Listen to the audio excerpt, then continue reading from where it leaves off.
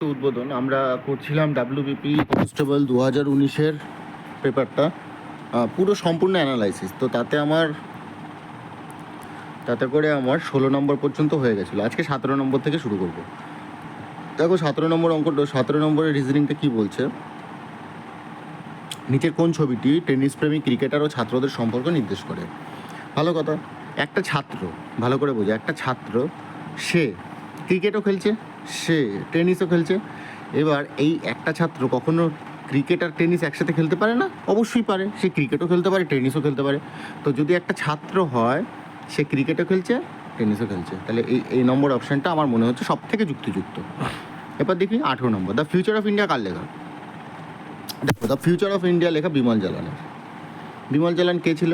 বিমল জালান ছিল আমাদের reserve bank of ইন্ডিয়ার একজন প্রাক্তন গভর্নর। ঠিক আছে, প্রাক্তন governor Bimal Jalan, reserve bank of ইন্ডিয়ার governor.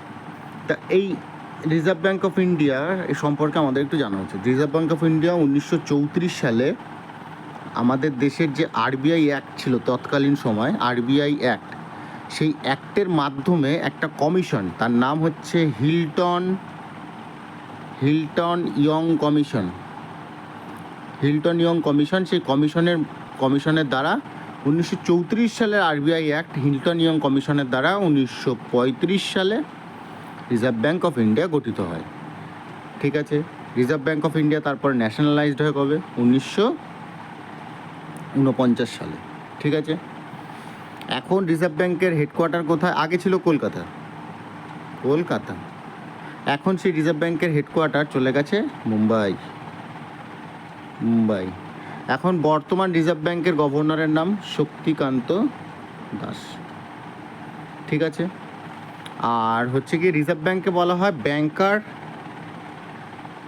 Banker to the all bank.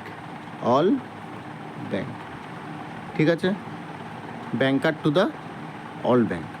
Reserve bank of India সম্পর্কে আরও অনেক কিছু রয়েছে, তো মোটামুটি আমাদের এইটুকু আজকে জানা থাক, পরে আমি আবার ঠিকঠাক মতো সময় বলে দেবো। পরেরটা দেখো, 19-এরটা 1728-এর সাথে ক্ষুদ্রতম কোন সংখ্যা যোগ করলে যোগফলটি 1728-এর সাথে ক্ষুদ্রতম কোন সংখ্যা যোগ করলে যোগফলটি একটি পূর্ণবর্গ সংখ্যা বা পারফেক্ট স্কোয়ার হবে? তাহলে 1728 মানে হচ্ছে কাছাকাছি একটা স্কোয়ার দেখতে হবে আমাকে। কাছাকাছি স্কোয়ার দেখো কত হতে পারে। আমি যদি 25 না, 30, 40 আর তো 1728টা হচ্ছে 40 আর 45-এর স্কোয়ারের মধ্যে পড়ে। দেখো, 40-এর স্কোয়ার হচ্ছে 1600 আর 45-এর স্কোয়ার হচ্ছে 2025। তা 1600 থেকে 2025-এর মধ্যে পড়বে। ঠিক, এবার 40-এর পরে আমার কটা সংখ্যা আছে? 41, 42, 43, 44, 45। এবার আমি জানি এটা কোনটার হবে, কিন্তু তবুও 41 আর 43 কখনো হতে পারে না। তার কারণ কি? তার কারণ হচ্ছে এই 41 আর 43 কখনো হতে পারে না। তার কারণ হচ্ছে 1728। দেখো, 1728-এর সাথে আমাকে তো একটা 1728 নিজে একটা জোড় সংখ্যার সাথে আরও একটা জোড় সংখ্যা যদি যোগ হয়, তাহলে সেটা জোড় সংখ্যাই থাকবে। এবার দেখি, যদি আমি 1728-এর সাথে 26 যোগ করি, 26, 8 আর 6 কত? 14, লাস্টে 4 আসছে। 1828-এর সাথে আমি যদি 36 যোগ করি, তাহলে আমার কত আসছে? এটা আমি যোগ করে দেখেই নিই, সব থেকে ভালো হয়। 8 আর 6, 14, 4 হাতে 1, 2 আর 2, 4 আর 1, 5, তাহলে লাস্টের দুটো কত? 54। তারপরে 1728-এর সাথে আমি যদি 30 যোগ করি, 30, তাহলে কত হবে লাস্টে? 58। ঠিক, 1728-এর সাথে আমি যদি 36 যোগ করছি, তাহলে হচ্ছে 64। আর 1728-এর সাথে আমি যদি 32 যোগ করি, তাহলে হচ্ছে 1760। এবার আসি আসল কথায়। সব বোঝা গেল? কি বললাম প্রথম থেকে একবার বলে দিই। প্রথম থেকে বললাম 1728-এর পরে যে সংখ্যাটা হচ্ছে সেটা 40 আর 45-এর মধ্যকার একটা সংখ্যা। কেন?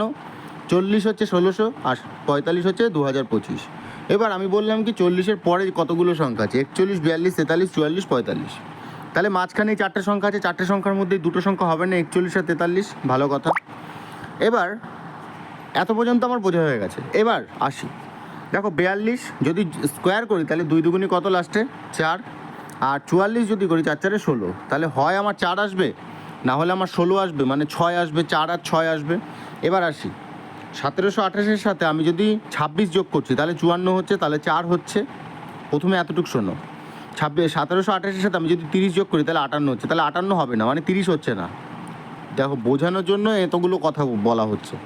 1760 দেখো 4 আর 6-এর মধ্যে এইটা হচ্ছে না, তাহলে হতে পারে কি কি 1727-এর সাথে 36 যোগ, আর 1727-এর সাথে 26 যোগ। এবার আসি এবার আসি এতগুলো কথার পরে মোদ্দা কথাতে। মোদ্দা কথা কি? মোদ্দা কথা হচ্ছে যদি 1727-এর সাথে 1728-এর সাথে একটা দু অঙ্কের সংখ্যা যোগ করা হয়, যাই করা হোক না কেন, সবসময় মাথায় রাখতে হবে আমাদের কি, যে লাস্টের দুটো সংখ্যা কখনো যে কোনো সংখ্যার যদি স্কোয়ার করা হয়, লাস্টের দুটো সংখ্যা মানে জোড় যদি সংখ্যা হয় তবে সেই সংখ্যাটা 4 দিয়ে ভাগ যাবে। 1728-এর সাথে আমি 26 যোগ করেছি, তারপর পেয়েছি 54 কি 4 দিয়ে ভাগ যায়? না, যায় না। 64 কি 4 দিয়ে ভাগ যায়? অবশ্যই যায়। তাহলে এটার অ্যান্সার হবে কত? 36। এটার জন্য তোমাকে করতে হবে না কোনো রকেট সায়েন্স নেই, এগুলো সব বুঝতে হবে তোমাকে, যদি বোঝা যায়। এবার আমি কি বললাম, লাস্টের দুটো সংখ্যা সবসময় জোড় সংখ্যা হতে হবে, যদি 4 দিয়ে ভাগ যায় তবে। আমি একটা সংখ্যা লিখলাম, দেখো 1, ভালো করে বোঝো, আমি একটা সংখ্যা লিখলাম 1, দেখো জোড় সংখ্যা দু অঙ্কের 8 8 কত? 64, 10-এর 100, 4 4-এ কত? 16, 6 6 36। এই যে সংখ্যাগুলো, এগুলো সব কটা এক একটা স্কোয়ার, 2 দুগুণি 4। দেখো সব কটা কি 4 দিয়ে ভাগ যাচ্ছে? যাচ্ছে, অবশ্যই যাচ্ছে। আচ্ছা আমি যদি 12 ধরি, 144, লাস্টের দুটো 44 কি 4 দিয়ে ভাগ যাচ্ছে? অবশ্যই যাচ্ছে। আমি এত কিছু বাদ দিলাম, 98-এর স্কোয়ার কত? 98-এর স্কোয়ার হচ্ছে 9604। লাস্টের দুটো সংখ্যা 4 দিয়ে ভাগ যাচ্ছে? অবশ্যই যাচ্ছে। তো বোঝা গেল কি বলতে চাইছি। 19 নম্বরের অঙ্ক প্রচণ্ড কনসেপচুয়াল একটা অঙ্ক, তুমি যদি বুঝতে পারো, তুমি যদি ব্যাপারটা পুরো ধরতে পারো, এই টাইপের কোনো অঙ্ক। দেখো এটা WBPতে এসছে বলে খুব সহজ একটা অঙ্ক তা কিন্তু নয়, কনসেপ্টটা তোমাকে বুঝতে হবে। কনসেপ্ট যদি বুঝতে পারো তাহলে এই কনসেপ্টের কাজে লাগিয়ে অন্যান্য অনেক অঙ্ক তুমি পারবে, ঠিক আছে। 20 নম্বরের অঙ্ক আমি দেখি।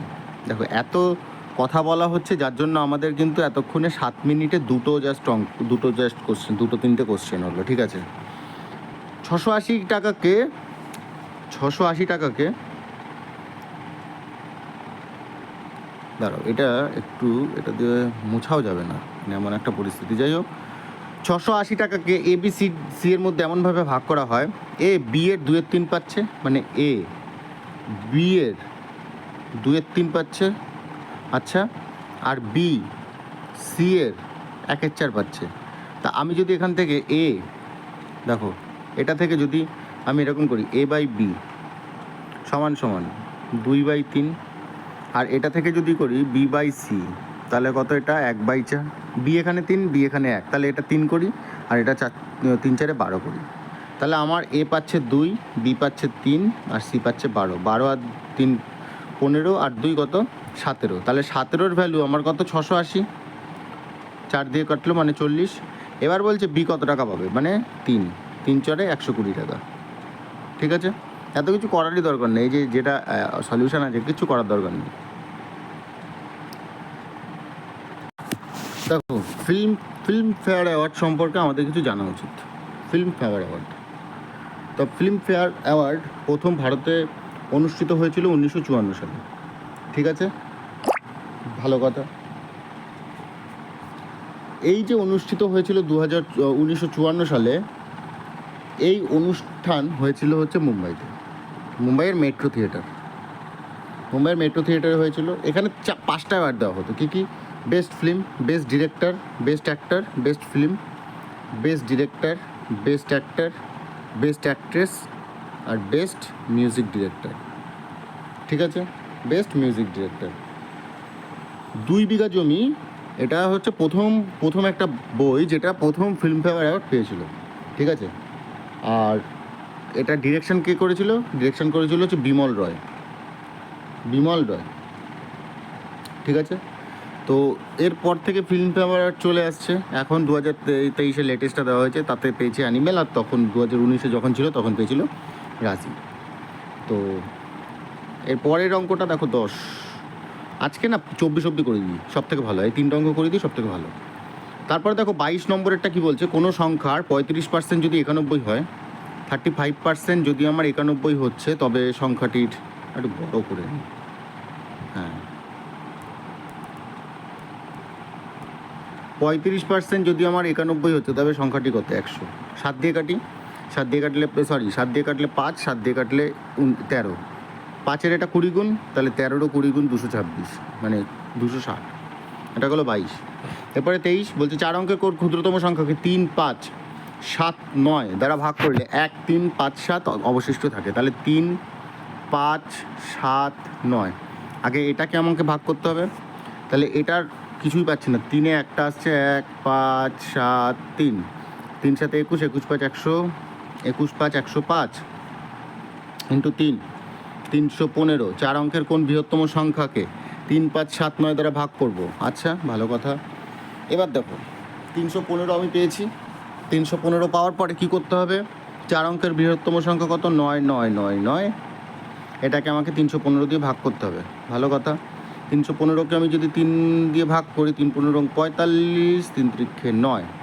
এখান থেকে আমি পেলাম হচ্ছে 4, এখান থেকে পেলাম 5, 9। 315 1 315, আমি পেলাম কত? 4, 3, 2, 234। তাহলে 9, 9, 9, 9 থেকে 234 মাইনাস যাবে, হবে আমার 5, 6, 7, 9, 9765।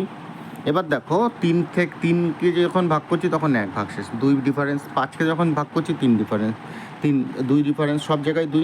তাহলে 9765 থেকে 2 যথাক্রমে এত ভাগশেষ থাকছে, তাহলে 2 এখান থেকে মাইনাস করে দেবো। ঠিক আছে, কেননা এই সংখ্যাটা তো ভাগ যাবে। এই যে 9765, ভালো করে বোঝো, 9765 যে সংখ্যাটা আছে, 9765, এটা তো আমার ভাগ যাবে। এটা ভাগ যাবে 7 দিয়ে, 9 দিয়ে, সবই ভাগ যাবে। এবার এটা কখন 7 অবশিষ্ট থাকবে? যখন আমি এখান থেকে 2 ভাগ মাইনাস দেবো, তখনই তো 7 অবশিষ্ট থাকবে, যখন 9 দিয়ে ভাগ করব। তাহলে অ্যান্সারটা হবে 9763। এটা হচ্ছে এটার অ্যান্সার। ঠিক আছে, মানে সব জায়গায় যেহেতু 2 ডিফারেন্স ছিল, তার জন্য। এবার আসি অন্য একটা নিয়মে। তুমি যখন দেখছো যে এখানে 9 আছে আর 7 তোমার অবশিষ্ট থাকছে, কিচ্ছু দরকার নেই। আমি আসছি, দেখো 9, 6 আর 4 10 আর 7 17। ঠিক আছে, এখানে দেখো যদি তো এটা কি বলছি, 9 কেটে গেল, 6 4 10 আর 7 17, 9 দিয়ে যদি ভাগ করি, তাহলে 9 যদি এখান থেকে মাইনাস করে দিই 10 থেকে, তাহলে 1 থাকছে, এটা 8 পড়ে থাকছে না? ডিফারেন্স কত? 8 পড়ে থাকছে না? 7 ডিফারেন্স হবে তো। এটা দেখো 9 কেটে গেল, 7 7 14, 14 আর 6 কত? 20, 2 ডিফারেন্স থাকছে, মানে 2 অবশিষ্ট থাকছে, হবে? এটা আসি, 7 কেটে গেল, মানে 9 কেটে গেল, 7 5 12 আর 6 কত? 18। এটা পুরো কেটে যাচ্ছে 9 দিয়ে, হবে? এটা হবে না। দেখো এটা দেখি, 9, 6 আর 3 9, দেখো 7 ডিফারেন্স। তাহলে এটাই হচ্ছে এটার অ্যান্সার। এত কিছু করারই দরকার নেই। লাস্ট অঙ্ক, আজকের লাস্ট অঙ্ক, মানে পার্ট 3-এর। √2x এর 5% সমান এত হয়। তাহলে √2x এর 5% মানে নিচে আমি 100 সমান 0.01। এটা তুললাম নিচে, 100 কেটে গেল। এই 5টা কী হবে? ভাগ হয়ে যাবে এখানে। √2x = 1/5। হ্যাঁ, ভালো কথা। এই রুটটা উঠবে, এই রুটটা উঠে আমি এটার স্কোয়ার করব। তাহলে 1/25। ঠিক আছে, 5 5 25। এই রুটটাকে যদি তুলতে হয়, তাহলে 1/25 করতে হবে। 1/25, এদিকে 1/25 আর এদিকে √2x। এবার